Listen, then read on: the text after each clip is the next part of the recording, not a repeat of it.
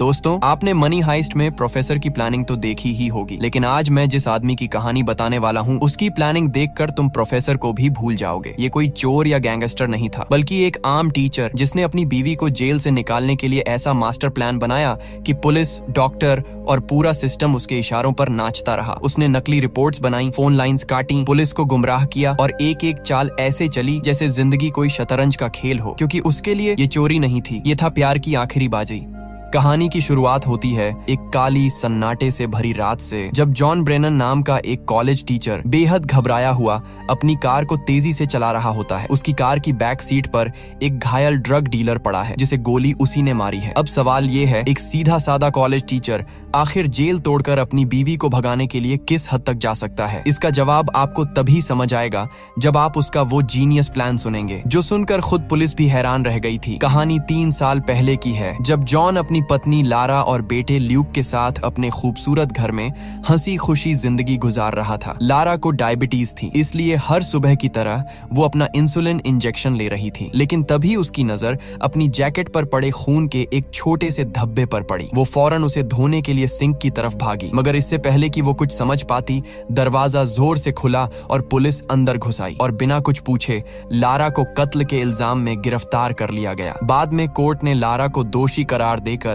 उम्र कैद की सजा सुना दी, लेकिन अब भी कोई ठोस सबूत नहीं था जो पुलिस को फिर से जांच करने पर मजबूर कर सके, बल्कि सारे मौजूदा सबूत तो लारा के ही खिलाफ थे। जैसे उसके ऑफिस की एक सहकर्मी ने उसे कत्ल की जगह से निकलते हुए देखा था, उसकी जैकेट पर खून के निशान मिले थे और जिस हथियार से कत्ल हुआ था उस पर उसकी उंगलियों के निशान थे। ये सब देखकर वकील ने जॉन से साफ कह दिया, जिसके बाद जॉन ने ठान लिया और सीधे कहा वो जेल से जरूर बाहर आएगी, चाहे कुछ भी हो जाए। इसके बाद वो लारा से मिलने पहुंचा और वकील की कही बातें उसे बताईं। जॉन की आंखों में आंसू थे और उन्हें देखकर लारा सब समझ गई। उसके चेहरे पर निराशा उतर आई, वो फूट फूट कर रोने लगी, जैसे अब उसके अंदर उम्मीद की आखिरी किरण भी बुझ गई हो। लेकिन किस्मत जैसे जॉन का इम्तिहान ले रही थी। उस रात उसे खबर मिली कि लारा को अचानक अस्पताल में भर्ती कराया गया है। वो बिना एक पल गंवाए वहां पहुंचा, मगर अस्पताल के स्टाफ ने उसे लारा से मिलने नहीं दिया। जॉन ने डॉक्टर और पुलिस से खूब बहस की, झगड़ा किया। आखिरकार उसे थोड़ी देर के लिए मिलने की इजाजत मिल ही गई। जब वो अंदर गया, उसने देखा कि लारा को हथकड़ी से बिस्तर पर बांधा गया है और उसकी कलाई पर पट्टी बंधी हुई है। बस एक नजर में ही जॉन सब समझ गया। लारा ने शायद जिंदगी से हार मान ली थी। उसी पल जॉन के भीतर कुछ टूट गया और उसने मन ही मन कसम खाई कि अब चाहे दुनिया उसके खिलाफ क्यों ना हो, वो लारा को जेल से बाहर निकाल कर ही रहेगा। अब जॉन ने अपने मिशन की तैयारी शुरू की। वो जेल से भागने पर लिखी हर किताब पढ़ने लगा, हर छोटी बड़ी जानकारी इकट्ठा करने लगा। फिर वो डेमन नाम के एक शख्स से मिलने गया, जो अब तक 7 बार जेल से भाग चुका था। डेमन ने उसे समझाया, अगर सच में भागना है तो दिमाग खुला रखना होगा। जेल की रोजमर्रा की जिंदगी में ऐसी बारीकियां ढूंढनी होंगी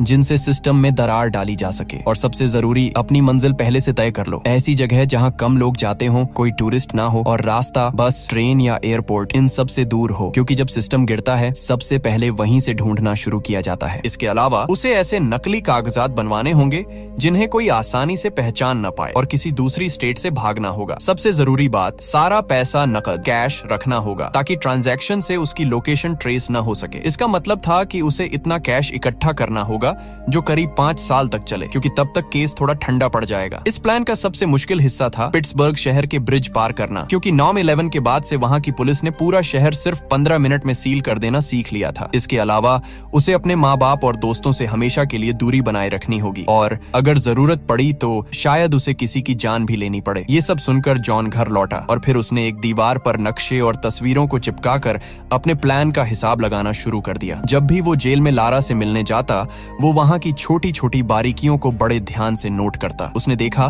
कि लिफ्ट में एक होल था और दूसरी तरफ कुछ कर्मचारी छत की लीकेज ठीक करने आए हुए थे। साथ ही उसने ये भी नोट किया कि कौन से ट्रक रोज वहां रुकते थे। अब जॉन इस प्लान में इतनी गहराई से उतर चुका था कि वह कॉलेज में पढ़ाते हुए भी अपने लैपटॉप पर इन बारीकियों की जांच करता रहता। अंत में उसने फैसला किया अपने घर को बेच देना चाहिए, क्योंकि इस प्लान के लिए उसे बहुत सारा पैसा चाहिए था। अब उसे नकली कागजात बनवाने थे, जिसके लिए वो शहर के एक खतरनाक मोहल्ले में जाने लगा। वहां उसने एक डीलर से ऑक्सीकॉन्टिन खरीदना शुरू किया और बातों बातों में उससे नकली पासपोर्ट बनाने वाले का पता पूछ लिया। कई कोशिशों के बाद उसे एक आदमी मिला जिसने कहा, अगर सच में पासपोर्ट चाहिए तो बार में जाकर एक डीलर से मिलो। लेकिन यहाँ जॉन के साथ धोखा हो गया। जैसे ही वो वहाँ पहुंचा, कुछ गुंडों ने उस पर हमला किया और उसके सारे पैसे छीन लिए। उसी बार में बैठे माइक नाम के आदमी ने ये सब अपनी आंखों से देखा। कुछ दिन बाद जॉन फिर उसी मोहल्ले में लौटा, लेकिन इस बार 2 बाइक्स उसका पीछा कर रही थी। किसी तरह वो अपने घर पहुंचा ही था कि दरवाजे की घंटी बजी। जॉन ने दरवाजा खोला और सामने वही माइक खड़ा था। माइक ने कहा, मैं तेरे लिए नकली पासपोर्ट बना सकता हूँ। जॉन ने उसे कुछ तस्वीरें और एडवांस पैसे दिए और सख्त लहजे में बोला, आज के बाद मेरे घर वापस मत आना, मैं पासपोर्ट किसी दूसरी जगह से लूंगा। माइक मान गया, लेकिन जाते जाते बोला, अगर मैं तय वक्त पर वहाँ नहीं पहुंचा तो बिना कुछ बोले चुपचाप वहाँ से निकल जाना। इसके बाद हम देखते हैं कि जॉन अपने प्लान के अगले कदम की तैयारी में जुट जाता है। वो एक दुकान से बंदूक खरीदता है और दुकानदार से बंदूक चलाना सीखता है। अगले दिन वो माइक की बताई हुई लोकेशन पर पासपोर्ट लेने पहुंचता है। काफी देर तक इंतजार करने के बाद उसे एहसास होता है माइक लेट हो चुका है, लेकिन फिर भी वो नहीं गया, वहीं बैठा रहा। थोड़ी देर बाद वहाँ से एक गाड़ी निकलती है और तभी माइक पहुंचता है। माइक ने गुस्से में कहा, तू अभी भी यहीं बैठा है? जो गाड़ी अभी गई वो एक पुलिस वाले की थी। फिर उसने जॉन को नकली कागजात थमाते हुए कहा, तू इस काम के पीछे पागल हो चुका है जॉन, और यही पागलपन किसी दिन तुझसे भारी गलती करवाएगा। खैर, इसके बाद हम देखते हैं कि जॉन ने एक बम्प की बनाना सीखा, यानी ऐसी चाबी जो किसी भी ताले को खोल सकती थी।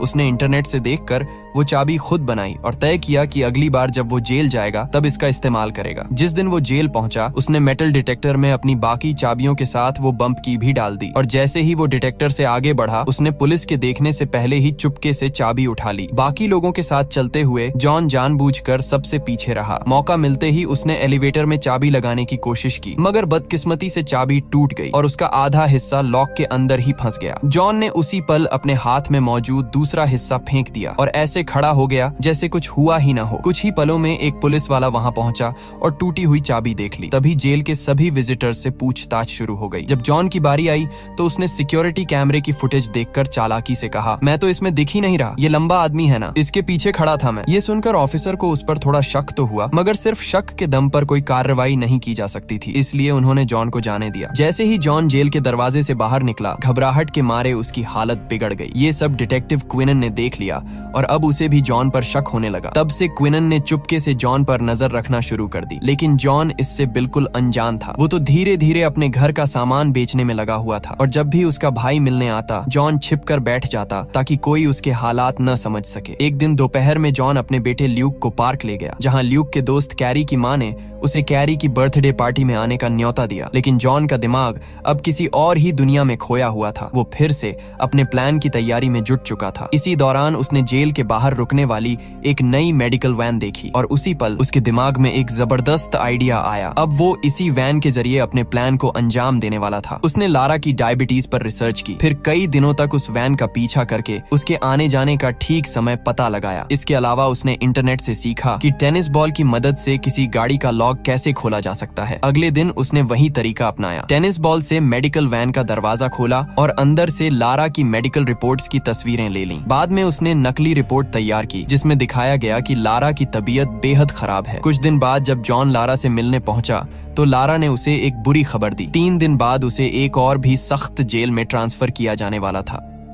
ये सुनकर जॉन के पैरों तले जमीन खिसक गई। अब उसके पास सिर्फ 3 दिन थे अपने प्लान को पूरा करने के लिए। सबसे बड़ी परेशानी ये थी कि उसका घर अभी तक बिका नहीं था और उसके पास वो पैसे नहीं थे जिनसे भागने का इंतजाम किया जा सके। आखिरकार जॉन ने अपनी बंदूक उठाई और एक बैंक लूटने के इरादे से निकल पड़ा, लेकिन वहां पहुंचकर भी वो खुद को रोक न सका। उसके हाथ कांपने लगे और वो हिम्मत नहीं जुटा पाया। कुछ देर तक बैंक के बाहर खड़ा रहा, फिर चुपचाप लौट आया। बाद में वो फिर से लारा से मिलने जेल पहुंचा और कहा कि वो उसे दूसरी जेल में भेजे जाने के खिलाफ अपील करेगा। ये सुनकर लारा गुस्से से भर गई क्योंकि जॉन अब भी हकीकत को स्वीकार करने को तैयार नहीं था। लारा ने कहा, तुम किसी सपने में जी रहे हो जॉन, तुम्हें लगता है कि मैं यहाँ से छूट सकती हूँ, लेकिन हकीकत ये है कि ऐसा कभी नहीं होगा। आखिरकार जॉन को रोकने के लिए लारा ने आंसू भरी आंखों से कबूल कर लिया कि उसने ही कत्ल किया था। वो चाहती थी कि जॉन अपनी जिंदगी में आगे बढ़े, किसी और के साथ एक नई शुरुआत करे, लेकिन जॉन को अब भी उस पर यकीन नहीं हुआ। वो फिर से लारा से मिलने गया, इस बार और भी मजबूत इरादे के साथ। उसने लारा से कहा, तुम हिम्मत मत हारो, मैं तुम्हें यहाँ से जरूर निकालूंगा। अब जॉन को जैसे तैसे पैसों का इंतजाम करना था। रात होते ही वो उसी खतरनाक मोहल्ले में लौटा। वहाँ उसने एक डीलर का पीछा किया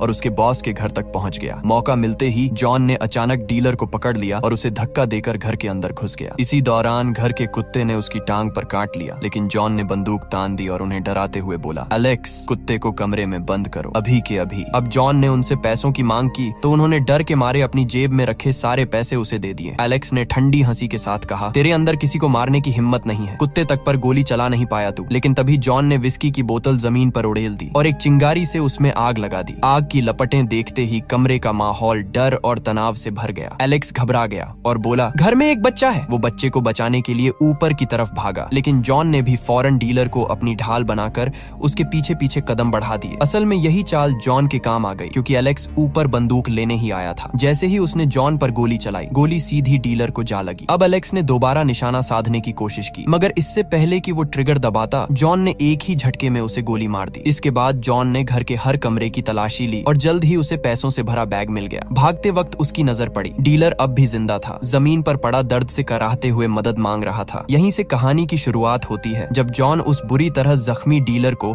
अपनी गाड़ी में ले जा रहा था। रास्ते में उसकी गाड़ी की टेल लाइट टूट गई थी। जॉन ने उसे अस्पताल ले जाने के बारे में सोचा, मगर इससे पहले कि वो कुछ कर पाता, डीलर ने गाड़ी में ही दम तोड़ दिया। आखिरकार जॉन ने उसकी लाश एक बस स्टॉप पर छोड़ दी और फिर अपने प्लान के मुताबिक एक पार्किंग लॉट में जाकर फेंस काटने लगा। उधर एलेक्स के घर में आग लग चुकी थी और कुछ देर में पुलिस मौके पर पहुंच गई। उन्हें वहां जमीन पर खून के धब्बे मिले और सबूत के तौर पर गाड़ी की टूटी हुई टेल लाइट भी। इधर जॉन काम खत्म करने के बाद अपने माता पिता के घर रात बिताने चला गया। जब उसके पिता ने उसका बैग उठाया तो उनकी नजर अंदर रखे प्लेन टिकट्स पर पड़ी और उसी पल उन्हें समझ आ गया कि जॉन क्या करने जा रहा है। अगली सुबह जाने से पहले जॉन ने लूक से कहा कि वो अपने दादा दादी को गले लगाए, क्योंकि वो जानता था ये उनकी आखिरी मुलाकात होगी। अंत में जॉन के पिता ने भी उसे मजबूती से गले लगाया और भारी मन से अलविदा कहा। आखिरकार आज वो दिन आ चुका था। जॉन अपने प्लान को अंजाम देने वाला था। उसने सारा सामान बांधा और अपने सारे नक्शे और कागज फाड़कर 2 अलग अलग कूड़े के बैग्स में डाल दिए। इसके बाद जॉन मेडिसिन सेंटर पहुंचा और बिना वक्त गंवाए वहां की फोन लाइंस काट दी। फिर वो चुपचाप एक वैन में घुस गया और लारा के ब्लड सैंपल्स बदल दिए। अब असली रिपोर्ट की जगह रख दी गई थी उसकी बनाई हुई नकली रिपोर्ट। इसके बाद जॉन ने लूक को उसके दोस्त कैरी की बर्थडे पार्टी के लिए छोड़ा। जाते जाते उसने कैरी की माँ से कहा, अगर मुझे आने में थोड़ी देर हो जाए तो लूक की जेब में उसके दादा दादी का नंबर है।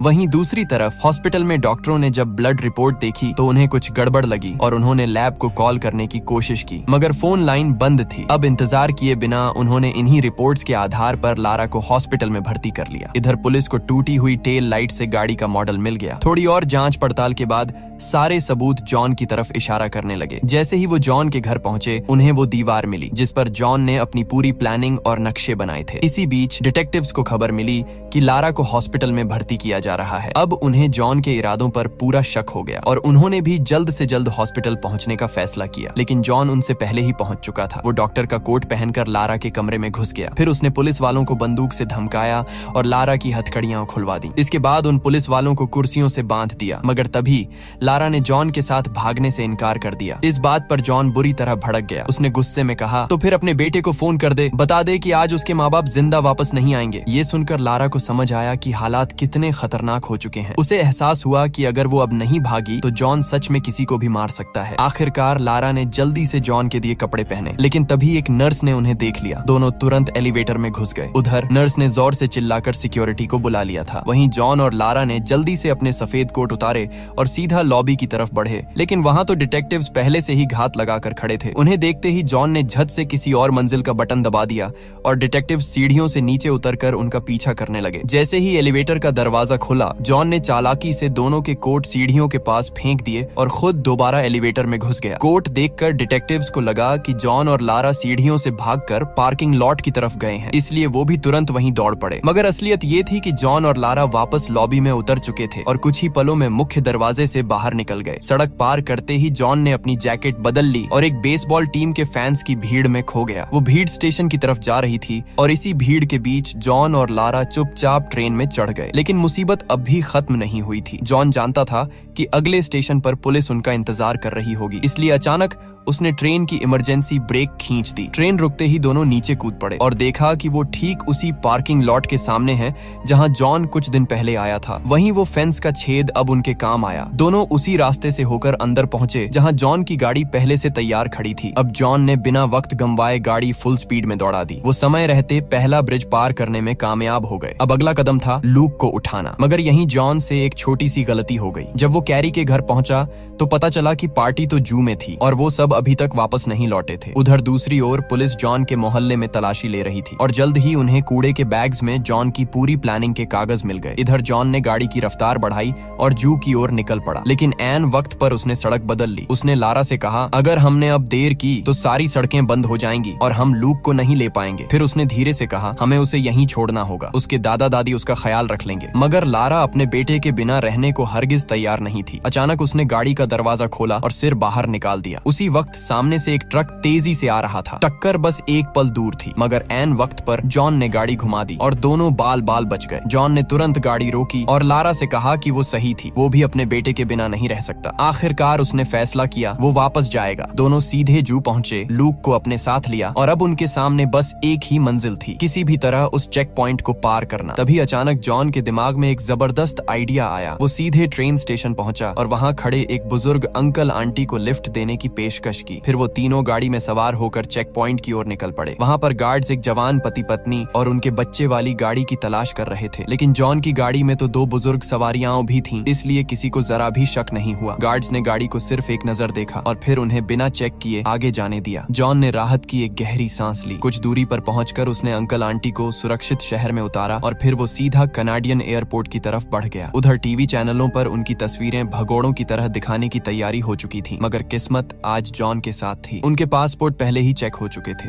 और ठीक उसी वक्त सिक्योरिटी गार्ड की ड्यूटी बदल गई। नया गार्ड ये जानता ही नहीं था कि जॉन और लारा तो पहले ही अंदर जा चुके हैं। उधर जॉन के घर पर जब पुलिस ने कूड़े में फेंके गए कागजों को जोड़ना शुरू किया तो उनमें से हाइती देश की एक तस्वीर मिली। बस फिर क्या था, उन्होंने फौरन हाइती जाने वाली सभी फ्लाइट्स को रोकने का आदेश दे दिया। लेकिन ये जॉन का असली खेल था, क्योंकि थोड़ी देर बाद क्विनन को समझ आया कि उन्हें तो प्लान के सिर्फ आधे कागज ही मिले थे। बाकी आधा हिस्सा जॉन ने जानबूझकर गायब रखा था ताकि पुलिस गलत दिशा में भटक जाए। असल में हाइती का सुराग सिर्फ एक चाल थी, ताकि जब तक पुलिस वहां फंसी रहे जॉन, लारा और उनका बेटा लूक सुरक्षित जगह पहुंच जाए। और हुआ भी वैसा ही। उधर पुलिस हाइती में तलाश करती रह गई, जबकि इधर जॉन, लारा और लूक वेनेजुएला की फ्लाइट में बैठ चुके थे। कुछ दिन बाद हम देखते हैं कि तीनों क्रास्क शहर में एक नई जिंदगी शुरू कर चुके हैं, जहां अब न पुलिस थी न खतरा, सिर्फ प्यार और सुकून। तो क्या आप भी किसी से उतना ही प्यार कर सकते हैं जितना जॉन ने लारा से किया? कमेंट्स में जरूर बताना। मिलते हैं अगली वीडियो में।